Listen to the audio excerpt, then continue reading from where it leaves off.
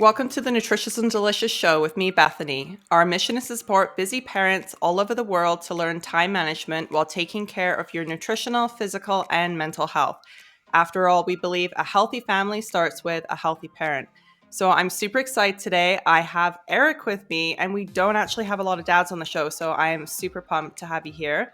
So Eric Jones Jr. is the underdog with a heroic heart. He says, "You can measure my arms, but you can't measure my heart." So, welcome, Eric. Thank you for having me on. Yeah, so I'm excited today, like I said, because we don't actually have a lot of guys on the show. And this is probably one of the first times we actually have a male. And most of our viewers are usually women, but they also like to kind of hear from the guy's perspective, like being the dad, being the guy. But we do have some dads on here as well, and it would be great for them to kind of hear sort of your side of the story and your adversity. So our topic today is called Breaking Adversity by Betting on Yourself. So Eric has an amazing story here, very inspiring, and actually wanted to ask Eric to share his journey basically with us and what he does now is like motivational speaking. So Eric, I would love to hear kind of how this all started for you. All right. So I was born with it's a rare disease. It's called club hands.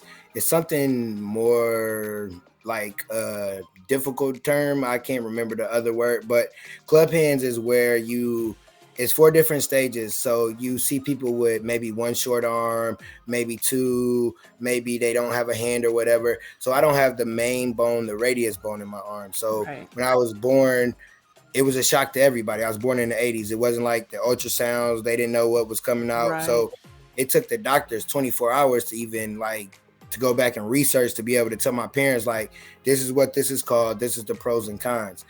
And so, excuse me. I don't know if you ever heard of Shriners Hospital. Yeah, Um, I've heard of that. so just so happened a lady from Shriners was in the hospital that week I was born.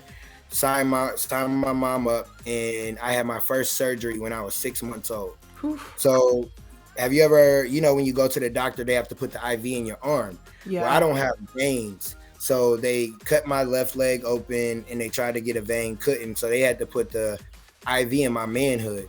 Oh, So wow. all this is happening. My mom, she said after my surgery, I was cool. Like every surgery I've had, she's like, I was cool. So my dad didn't really dig me like per se, because he's like, oh, it's your fault to my mom. Like, his son is disabled, born a disabled kid. So he really didn't rock with me too well. Yeah. But he ended up passing away when I was 3 years old. Oh, wow. And yeah, he had cancer. So he passed away. My mom, she never treated me like a disabled kid. Mm-hmm. Like I couldn't do anything. I always remember her saying, try.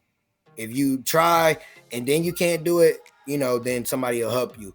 So growing up, I was like bullied in school and stuff like that.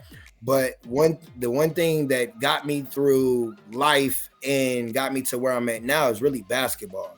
Mm-hmm. Because I love basketball, but I didn't want to always be a cheerleader and cheer for the NBA players or cheer for my friends. I wanted to get on the court. So I taught myself how to play. My mom didn't play. My stepdad, he thought he could play, but he couldn't really play. But Yeah. so I just taught myself. I went every single day. I was dribbling, I was shooting, I was watching basketball. I was just doing all the things just so I could be able to play on a basketball court. It wasn't even to be on a team. It was just so people besides my friends would pick me to play basketball. Right. So it was a consistent everyday thing that I did to get better, because I always wanted to get on the court. I'm a trash talker.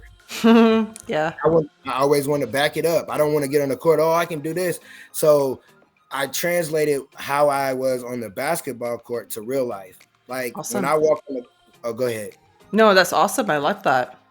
Yeah. So when like people start joking on me, I stand up to the bully. Like I'm not scared of you because I play guys that's bigger than me on a basketball court. So it was like, I kind of understood we're all the same. We just look different. So at that point, it was like, I'm not scared of nothing. Like I'm Mm-hmm. not scared of having these surgeries. I'm not scared of no human being, nobody in front of me. And that kind of gave me the confidence to walk with confidence, because sometimes we have confidence a little bit, we have it maybe at our job or maybe somewhere else, but everywhere I went I had the confidence of I'm that dude Mm-hmm. because of basketball, and people started to respect me, I got friends and all that, but I never took school serious. Like, Right. you know how you want to play on a team, but you supposed to get good grades, and that wasn't me. There's So always something. yeah. Yeah. So throughout that, like, life kind of got hard because my granddad passed away, and he was like my best friend. And I remember my mom, I was like regular school, night school, like I was horrible. And she came to me, she was crying, she's like, "Can you just graduate?" And I was like, "All right." I was like, Yeah. "All right, I can do that." But I graduated with a 1.7 GPA. That's horrible. Mm-hmm. Went to college, a small school, dropped out, went to college again, dropped out again. And it was like, okay, when you have a disability, you're supposed to get a social security check, right? No. Oh, you're able to go to work. We're not going to give you the check that you're supposed to get because you're born with this disability. You can go to work. Yeah, I can go to work, like fast food and working and not making no money. That's not going to help me out in life. So people that knew me always gave me an opportunity because they knew I was a hard worker. They knew I might not have the physical ability, but I have the heart ability. I Yeah. have the effort. I'm going to show up every day. If I don't know something, I'm coachable. You can, so that's how I mainly got a job, is by knowing people. And I remember when I was like 25, I moved from my cousins, moved to in Indianapolis, really, because they lived outside of Indianapolis. And I started dating my son's mom, and I ended up getting a good job. And then my son was born. And I kind of was just going through life, just like, okay, go to work, whatever.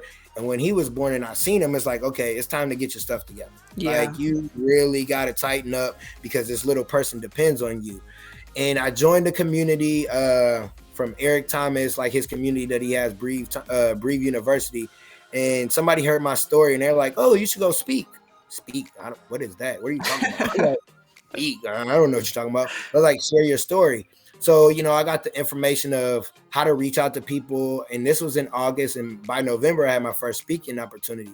And Wow. after that, somebody was like, "Hey, your story inspired me." I'm like, "Okay, let me see what this speaking thing is." And since 2016, I've been speaking. Uh, it helped me to be a coach, basketball coach, not like a life coach, Mm-hmm. basketball coach, a mentor, have my own mentor program, a co-author, um, a speaker, and then now I work in the schools, and just being able to motivate and inspire kids in the school every day is kind of like where it's at. But me going through life, like, basketball kind of saved me, because I used to go to Shriners and I would see kids that look like me or worse off, and they were helpless. And Yeah. I'm like, I could have been that kid, but I never knew what it was like to, like, just give up, Right. just like, or to depend on somebody else to do something for me. So it's like I had to go get it regardless of what it was. And then having a son, it's like I really can't care how I look, how people talk about me, because this person that's my blood that I created depends on me. So I have to get better every single day. So that's kind of like my story in a short summary of it.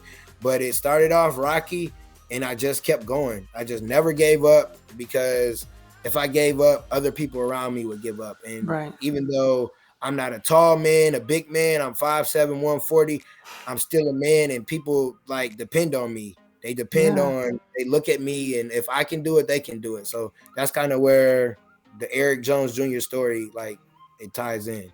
It's an amazing inspirational story. Like, even I think I just heard right off the bat, like, your mom kind of was that grounding for you, I think. And just, she never gave you that excuse to say, like, you can't do it. She's like, try, and I think we do that with our kids anyways in general. And I'm sure you probably are like that with your son. Don't give up, like, at least try. Like, you see them get upset with things, like frustrated, and you're like, look, I just wanted you to try it first yourself and then ask for help. Like, I'm not going to not help you. But again, if you sort of like let them sort of be too dependent, then we're raising a lot of, like, dependent kids, I guess. But you kind of want to make sure that your kid has that, like, as like the starting point, right? And it seems like after that, like, basketball and everything like that was something that you really fit into and you felt like yourself from what it sounds like. This academic side of it, though, it seems like you probably didn't resonate as much, and there's probably a lot of your heart probably wasn't in it.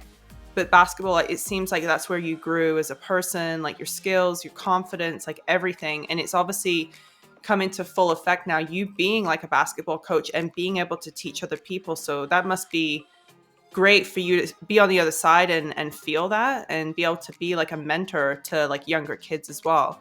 Because you also mentioned about like talking to, is it high school kids that you talk to, or? Yeah, it's high school kids and college, like college kids too, sometimes. And what are some of your messages like to them when you go into this school and like you talk to them about stuff? It kind of just depends on what the person that brings me in like tells me, or when I come in and I read the room. Like Right. you listen to kids, maybe talk to them before I get to speaking. And a lot of times it's really helping them to understand education is important. Mm-hmm. And it's weird for me to the guy To that see graduated that. with a GPA of 1.7 to tell them, but I understand as an adult, you have to have knowledge in everything that you do. Yeah. So it's at right now, you have to get through school. This is the first level that you got to get through of like education and knowledge. And you have to learn certain things so you can get to that next level. And then, kids, they have a lot of kids have adversity that maybe we didn't even have as kids. Like I would go to the detention center and a kid was like, his mom was on crack. I'm like, I never had a friend. I never knew anybody like that. And I'm like, what am I supposed to tell them? But it's like you have to not look at your environment and get your way out of it, because sometimes we can't help who we were born to, where we are living as a kid. But it's like, if you think that if you understand that you're worth more than that circumstance, then you can get out of it. It might not happen right away, but it'll eventually happen. So that's kind of what I tell them, like, it don't matter the adversity. It don't matter what you're going through. You can get out of it if you put your mind to it and your heart to it. Sometimes people is like, oh, I'm not smart enough. Oh, I don't got the talent, but you got the heart. Right. And heart will get you further than talent will. Heart will get you further than a lot of things, because you're not going to give up. You're going to figure out how to win. And that's Right. kind of what, I tell the kids, and just different conversations on different stuff. Like, it's different talking to student athletes than it is talking to just regular students. So it depends on the room, but most of the time it's really to bet on yourself and never give up. Yeah, that's exactly. I think what I heard out of that conversation right off the bat was that you're basically helping them with their self-worth, no matter what situation they're in, that you're telling them they can do it. And that, like you said about, you being worth more love than what's being given maybe in your own life. Like it is harder on kids, obviously, because they don't have the finances and the means maybe to leave a situation. But like you just said, if you've got heart, there's going to be somebody in their life that we would hope that with their good heart they could take them in. So that's amazing that you can be such an inspiration, and I think such powerful words are going towards those kids. Now the opposite is adults. So what have you kind of seen over the years is like main problems with, I would say, like adults motivation in life, even comparing them to sort of the kids that you're dealing with?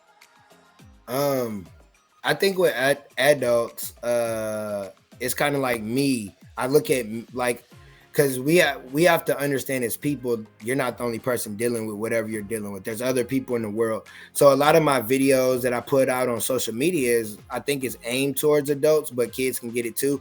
And it's really just maybe you're stuck at a job, but you want to do something else, Right. or you got a divorce. I've been divorced, or just different things that happen in life.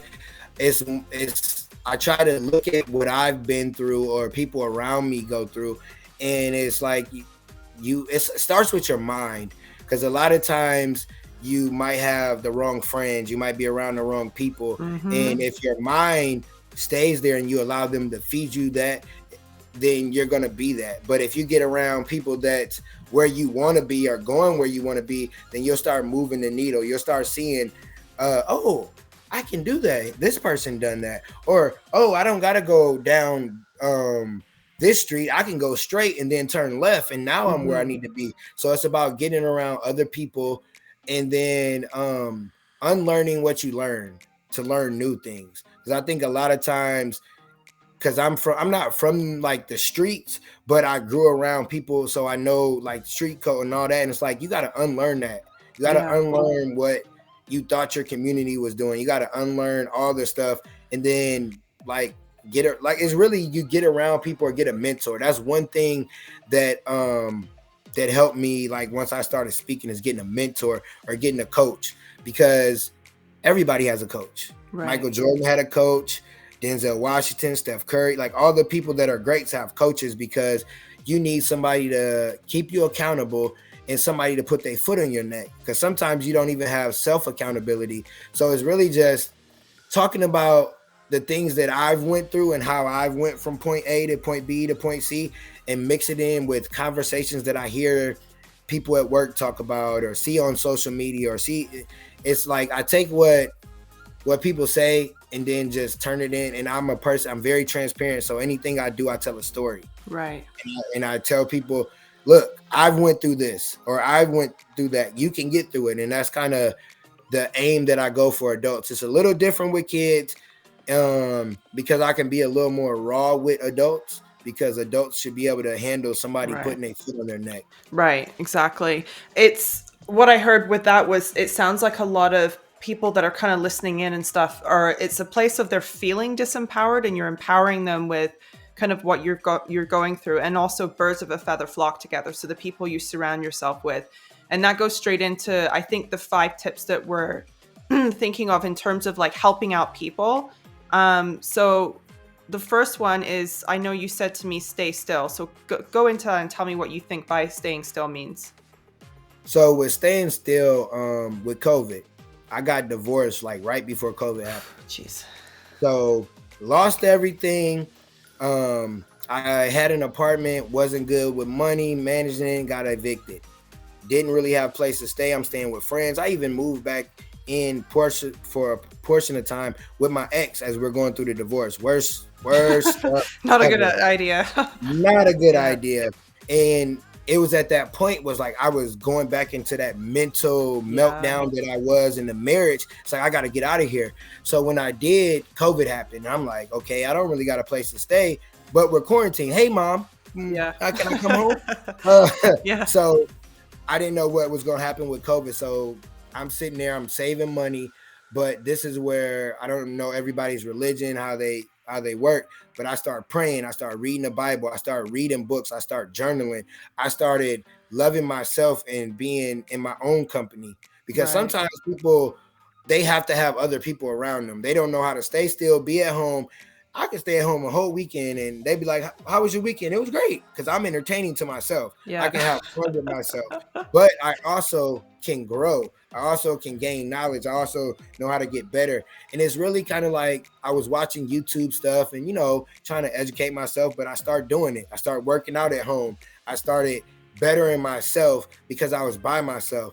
It's times in life that you're going to be by yourself. Yeah. And that's a good place to be, I think, sometimes.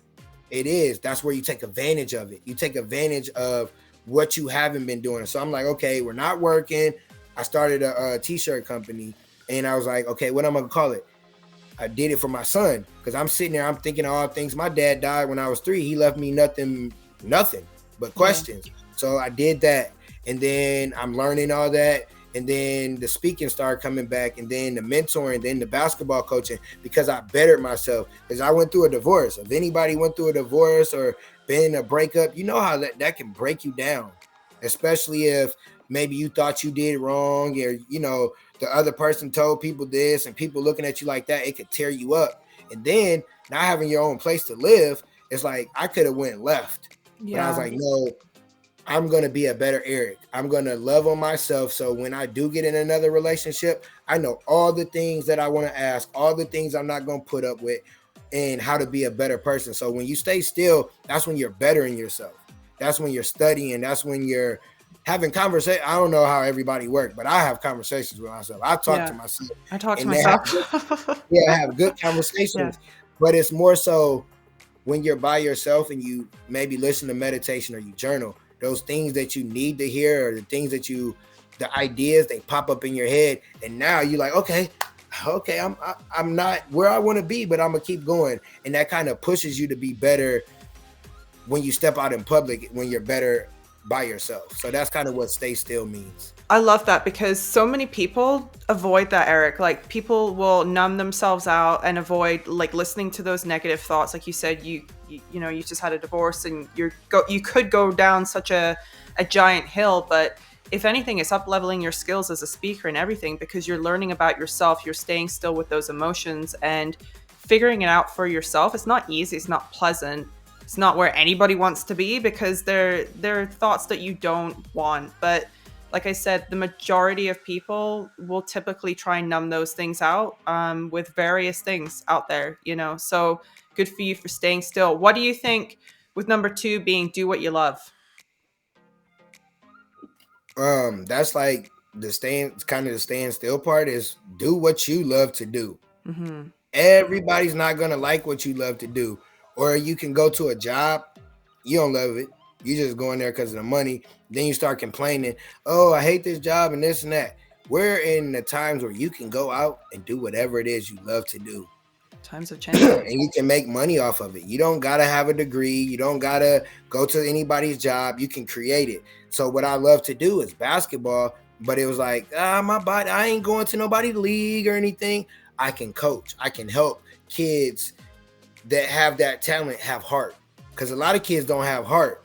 They get on the court and, oh, I just got this. But when times get hard, your team down, you tired, you give up. So it was just doing the stuff that I love to do. Like, it was like, I don't like going to the club no more. Stop calling me and asking me to go out. Like, Right. I'm doing whatever Eric loves to do.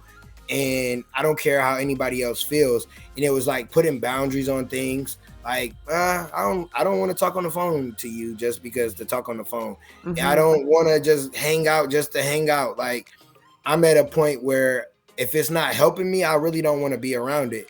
And you can like it or you don't like it, but I'm doing what I love to do because I want to be a better person because my son and his sister depend on me and my mom depends on me, my sister. Like, I didn't realize that people depended on me so much because of my situation, but they do. Mm-hmm. Like, if I give up, they might give up. So it's like, do what you love to do because what I love to do is inspire people and help people. And that's just not like the kids in my classroom. It's the kids in all the schools, kids all over the world. Like, when I come up to a kid and we having a conversation, I'm trying to figure out in that whatever moment, how can I help them? Right. And that's what I love to do. You're trying to make a difference and an inspiration in other people's lives. And it sounds like to me, it's you've started to look at the relationships in your life. We'll get into this as well because that's another point you want to talk about. But you've obviously realized like boundaries of, are you just talking to talk? Like, is there anything sort of like getting out of this anymore? So that's great. What about number 3, which is getting help? Getting help is kind of like what I said earlier, getting a mentor or getting a life coach, but really getting a counselor. Like a lot of people, or something. Yeah, like going to counseling. Like, a lot of people don't realize how good that is because we'll go to our friends. Oh yeah, girl, yep, I feel you. He does you dirty.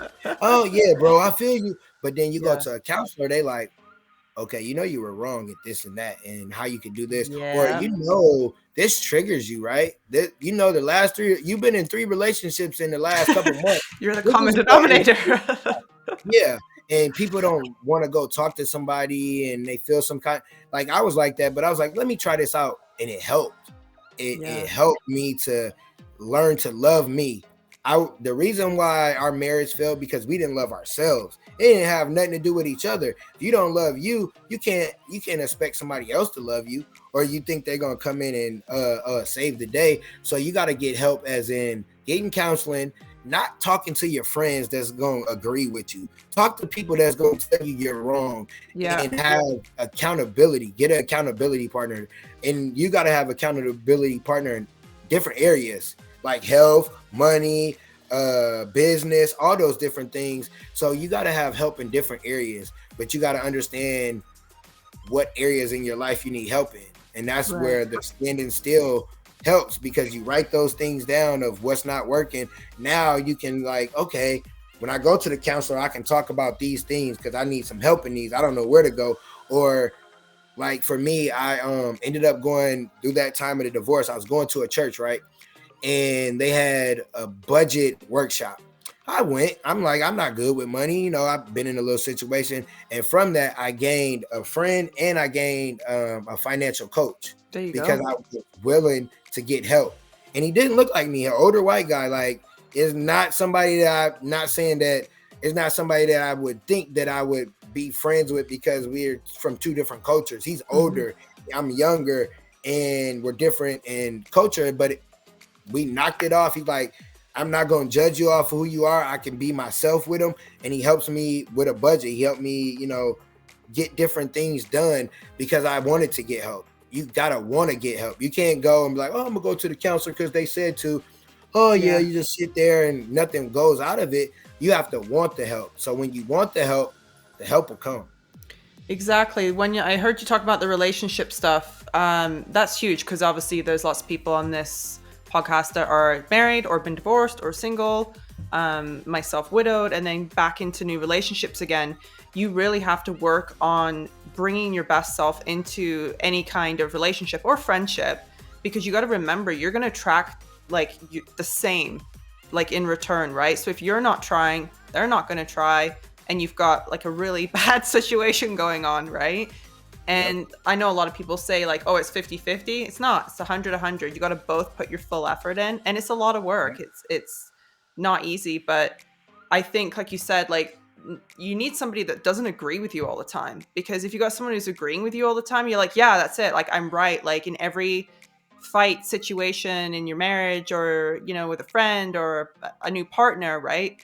You got to be able to see somebody kind of put that mirror in front of you and you're like, oh, that's not good. Like I'm repeating these same issues. But like you said, a counselor, someone like that, psychologist, whoever you can talk to. And they've even got things online now. So people have no excuse, and they're cheaper and stuff as well because they're all online. So that's a great one. Number 4, I love this one because we've already touched on this, but surround yourself with winners. Yeah.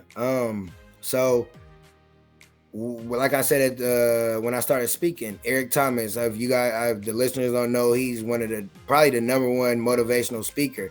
And there was a video on Facebook. He yelling and he's Yeah, he loud yells. talking. Like, why are you this dude yelling at me? So I got in. I never knew what an online community was. Entrepreneurs, I seen them and stuff like that, but never been around them. And he Mhm. so happened to have a conference here in Indianapolis, like maybe a month after I signed up. Oh, that's So lucky. yeah, so I met him, but then they had like a meetup here, and I met a whole bunch of different people, and they're kind of just starting and just seeing where some of them are. They're further along than I am, but being around those winners is like, okay, I need to start waking up earlier. I need to start going to bed at this time. I need to start doing this. And I was around winners, and when you're around winners, you're like, okay, you feel better about yourself because small wins are better than no wins. People Right. think like, oh, it was okay, but no, that win is better than not having a win for the day. So getting around people that are like-minded like you, or people that are better, because I got in a group full of men, and everybody comes from all over the world, but we all wanted to be a better man. So we all helped each other in different areas, or we had accountability groups. You had dudes that'll check you like, no, you wrong in this situation. And it's like, when you want to win, you have to get around winners. I give this story, like Kevin Durant. He played for the Thunder. The Thunder going to the playoffs. They going to the playoffs, never been to the finals. He like, man, I'm gonna go over here and join the Warriors. The Warriors got two championships, or one championship. He goes over there, he wins because he's around winners. Now, people, why would you do that? Why wouldn't you go around winners? Why Right. wouldn't you go? Why would you be at a company where you can only be the manager when you can go to the company across the street and you can be the CEO at some day? Mhm. Why would you stay at a certain place and you can get around winners and start winning? Because sometimes when you get around winners, people gonna say you changed. You ain't changed. You want something better out of life. You Right. don't want to stay in that situation, because you can have friendships and you haven't got anywhere. Right. You still at the right here. Oh, that's my friend for 20 years. That's cool. That's cute. But you want to get up here. You got to leave that relationship. You got to get around somebody that's going to win. You got to get around people that don't look like you, that don't talk like you, that don't act like you, but they got the same goal as you because they are going to help you. And you got, like I said, you got, when you get around winners, unlearn the losing that you've been doing. Mm-hmm. Start doing what winners do. Like if you want to be a millionaire, hey, guess what? Go on YouTube and say, what do millionaires do? Start doing it. Then a millionaire might come. Hey, oh, okay, I see what you're doing. Oh, I remember when I was at that point. Hey, come along, let me help you. They not going. Don't get around people that gonna give you money. Get around people that's gonna give you the knowledge to help you get the money for yourself. Because Right. somebody could give you the fish, I but was you gonna can say get that. more when you learn how to fish. That's exactly what I Oh, was here you thinking. go. Here goes some fish. No, I'm gonna go out here. I can go fishing every day, so I can get all the fish I want anytime I want because I learned how to fish. But if you Exactly. gave me that fish, I can only eat for a couple days. Exactly. That's a great analogy. I think with friends and everybody that you're around in terms of like, if you don't feel like you're kind of getting out of your situation, and I hear this with people that are like stuck in small towns and they're trying to sort of make themselves bigger, or, like I feel like I need to get out of here. Like I don't feel like it's kind of my tribe anymore. I feel like a lot of people are stuck on like loyalty, and they feel like they're not a loyal person if they don't kind of stick around in that friend group or family. And again, like I heard you say the same thing, like people will also say to you, like, you've changed, like you're different, or like you think you're one of them, or you know what I mean? Like, Yeah. but again, it's something called tall poppy syndrome. I don't know if you've ever heard of that, where people will try and knock you down. Well, basically the analogy is like, if you're kind of growing, somebody beside you is trying to cut you the same size, kind of thing. So it's Mm. kind of like knock you down a little bit just to see, I want you to, on my level still, right? And you gotta be careful of that, because there are some like energy vampire people out there that will try and do that. And again, they're very low level energy people, relationships, and that's where you probably feel stuck with those type of people, because you're not growing, you're not changing, and they're not evolving, and they won't allow you to either. So that's a great one. Number 5 is don't give up. Yeah, don't give up is like me. Like like I said, like I'm born with a disability. I don't have the muscle bone. My hand mobility is different, but I can hoop because I Tell me never about it. gave up. I never. It didn't matter if I missed 1,000 shots. I still went to the court every single day because when I was a kid, my dream was to go to the NBA. Mhm. Like I'm going to the NBA. So I just wanted to be the best player I could be. And I wouldn't let rain, snow, I wouldn't let somebody talking trash to me, bullying, none of that stop me because I had a goal as a kid to go to the NBA. When I realized that goal, I still never gave up on playing basketball. Mhm. And it was like I could have gave up. I could have gave up when I couldn't get a job. I could have been like, oh, how can I really get this check? What do I need to do? Do I need to go in here and really act like I'm disabled just to get help? Or do I continue life? I'm gonna continue life because I'm betting on myself. If Mhm. you let if you let somebody else if you bet on somebody else, how you gonna win? What if they Mhm. ain't got no heart? What if you bet on a player in a game and they get injured? I bet Yeah. on me. If you say, hey, let's bet on the game. No, let's bet on me versus you because I'm never gonna give up. You're gonna have to kill me if you're gonna beat me. And That's, that's yeah. the mindset and the heart set that I have. Like you could throw me in the jungle, I'm gonna come out. Yeah. I don't know how, but I'm gonna come out because I'm not Exactly. gonna give up. If I don't come out, then I'm dead somewhere in there. That's I the only way that people have to look at it, and not to look at like dead is dying, but you gonna have to kill me to beat me. Right. That's how you have to look at life. Life, you gonna have to kill me to beat me. You can't bully me no more. You're not gonna stop me no more. I'm gonna go through a wall for myself. And then as parents, you gotta not give up because guess what? Guess who depends on you? Your child, your Yeah. children. They depend on you because when you're the best version of yourself, your kids will be the best version of themselves. Because if you give up, your child gonna give up. And now that I got a son, I have a daughter too, but she's not biologically mine. But when I seen him come out, I'm like, I can't give up. This little dude depends on me. If Mhm. I give up and I don't set him up for success, I'm a failure. That's how I'm looking at it. Like I want to set him up for success. I want to be better than what the last generation left with me. And if I don't do that, it's because I gave up. It's not Exactly. gonna happen. It's not gonna happen overnight. Don't think just because you ain't No. gonna give up, it's gonna happen tomorrow. It might take. I've been speaking 6 years. I ain't big yet. Like, where everybody know me. It's gonna Yeah. come a point where that day where everybody gonna be like, "Hey, I want Eric Jones Jr." And I know it's gonna happen. I just can't give up because if I do, might be tomorrow. Hey, we need you to come to this school, and that school. And I gave up and I missed that opportunity. Exactly. You nailed it right there. Is that you aren't a great parent. Like, you're not a good parent in a sense of if you give up, you're showing your child how to give up. So that's where, we believe a healthy family starts with a healthy parent. And whether that's your mindset, your, physical nutrition, appearance, anything like that, if you're not looking after yourself, you're teaching this all to your kids yourself. I was going to ask you too, I was actually kind of curious, your passion in basketball, when you said that you didn't want to give up, how long did it take you to actually teach yourself how to play basketball with being, like you said, with a disability? I don't really remember like the beginning. I was trying to think of that, like when did I really start? But I remember it was like I think I was in first grade or kindergarten, Oh, wow. and I remember beating a second grader.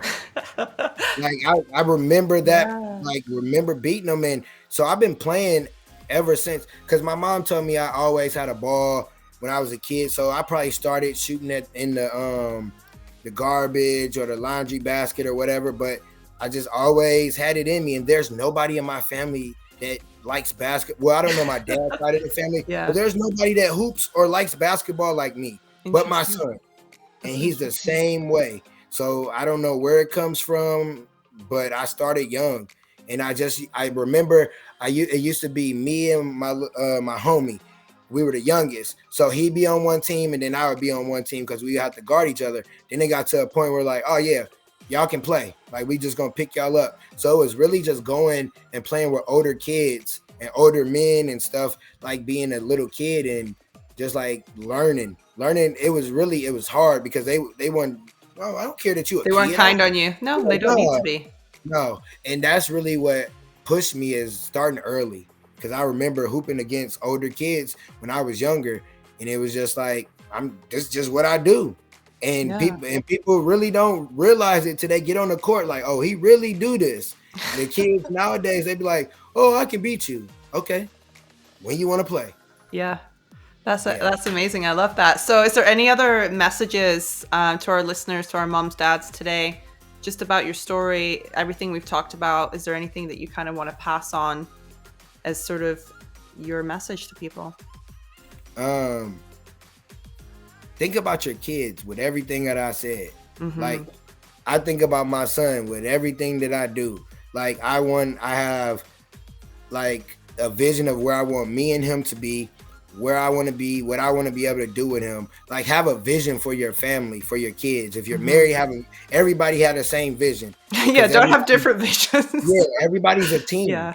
Because if you have the same goal as a family, or if you have the same goal with your kids, everybody will get there. Because sometimes we give up our goals and dreams for our kids, but we need to go after them for our kids. Yeah. I definitely believe that. That's very strong, and I love that. And thank you so much for coming onto the show and giving us your story, but more so than anything, your words of wisdom and your encouragement and empowerment to the moms and dads out there. So I love it. So how can our listeners connect with you, Eric? On Facebook, Eric Jones Jr. I got a yellow shirt and it says LA on it because I Eric Jones Jr. is a common name. On Instagram, Eric Jones Jr. Speaks. On YouTube, Underdog Talk. If you type in Underdog Talk, probably anywhere, that's how you'll get because I have a podcast and then I'm the underdog. So that's how you can find it. And underdog is spelled UNDDAWG. So put in Underdog Talk, um, you'll find me. I love that. I love the name as well, like the being an underdog. I was on your podcast too. So just underdog is like again, like you said, the people that sort of have struggled, but we all have a story, right, to tell. So I appreciate you coming on today, and all those links will be left for everybody to be able to contact Eric. So thank you so much for coming on today, Eric. Oh, thank you for having me on. Great conversation, just like when you were on my podcast. So thank you, and thank you to the listeners. I hope Mm, I'm able to help at least one parent on here that listens to this episode. wonderful. Thank you.